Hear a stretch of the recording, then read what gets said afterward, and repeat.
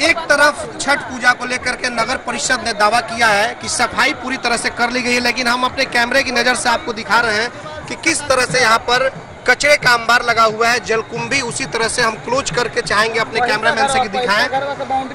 बहुत ही गंदा पानी और इसी पानी में जो छठ व्रती महिलाएं हैं वो अर्घ देने का यहाँ पे काम कर रही हैं। तो आप सीधी तस्वीरें देख रहे हैं। हालांकि नगर परिषद के जो लोग हैं, जो अधिकारी हैं, वो तमाम लोगों का कहना है कि इस बार छठ पूजा में काफी सफाई हुई। और इसी को लेकर के हमारे साथ यहाँ पर मौजूद हैं जन्मेजय जी, जो यहाँ पर बजरंग दल के नेता भी हैं और नगर परिषद से ये लोग जुड़े हुए लोग हैं। क्या कहना चाहेंगे, किस तरह की सफाई है यहाँ पे?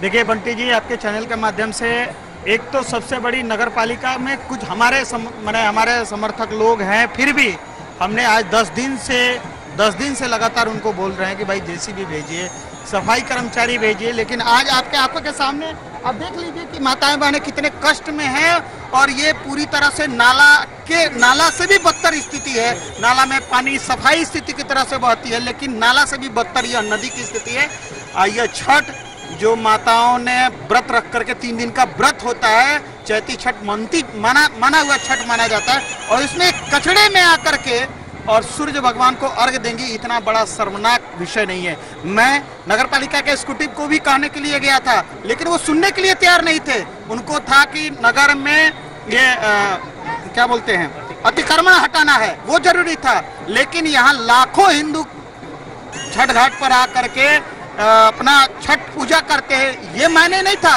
नगर में छोटे छोटे व्यवसायी हैं, रोड पर छान करके छठ के सामग्री बेचते हैं, उनको हटाना जरूरी था। लेकिन ये नदी की सफाई और घाट की सफाई करना इन लोगों को जरूरी नहीं था। मैं आपके चैनल के माध्यम से कहना चाहता हूं, और यहाँ के प्रशासन को भी और नगर पालिका के एग्जीक्यूटिव ऑफिसर को भी ये कहना चाहता हूं कि अगर इस तरह से हुआ तो संगठन रोड पर आएगा, नगर पालिका के विरुद्ध आएगा। पूरी तरह से नगर पालिका की लापरवाही मानी जाएगी। ये एक तरह से पूरी तरह से बार बार कहने के बाद भी ये लापरवाही की स्थिति है, दूसरा कुछ नहीं है। आप अपने कैमरे के माध्यम से सीवान की जनता को दिखाइए, यह नगर पालिका, यही नगर पालिका कार्तिक के छठ में हम लोग 15-20 दिन पहले से लग करके सुबह से लेकर शाम तक नगर पालिका के स्टाफ मिले थे। लेकिन इस बार नगर पालिका के अधिकारी और नगर पालिका के लोग क्यों सोए रह गए, ये प्रश्न उठता है नगर पालिका के बोर्ड के ऊपर, नगर पालिका के चेयरमैन, वाइस चेयरमैन के ऊपर ये उंगली उठता है। यह सफाई इस बार क्यों नहीं हुआ? छठ घाट का निरीक्षण भी चेयरमैन करने के लिए शायद नहीं पहुंचे। ये तो विषय आप उनसे जाकर के पूछिए कि आपके नगर पालिका क्षेत्र में ये विषय है, आपको कम से कम उनको घूमना चाहिए, देखना चाहिए।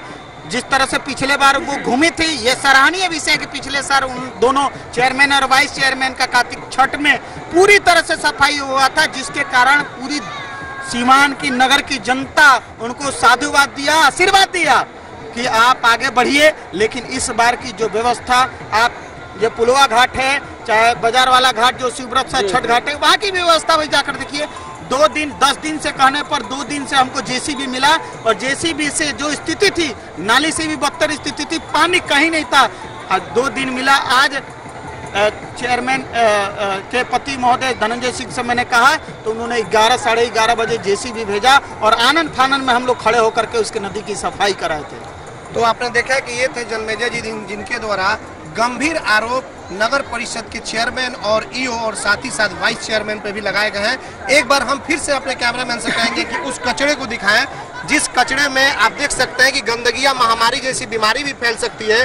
जो माताएं बहनें इसमें अर्घ देने का काम कर रही हैं, छठ जो पर्व है महापर्व कहा जाता है, लेकिन उसके बावजूद भी नगर परिषद के अधिकारियों द्वारा साफ सफाई करने का काम नहीं कराया गया, जिसको लेकर जो जन्मेजय कुमार है, बजरंग दल के नेता है और नगर परिषद से जुड़े हुए लोग हैं, उन्होंने काफी अपना आक्रोश जताने का काम किया है। हमारे सहयोगी सोमेश के साथ चंदन कुमार, ATN लाइव, सीवान।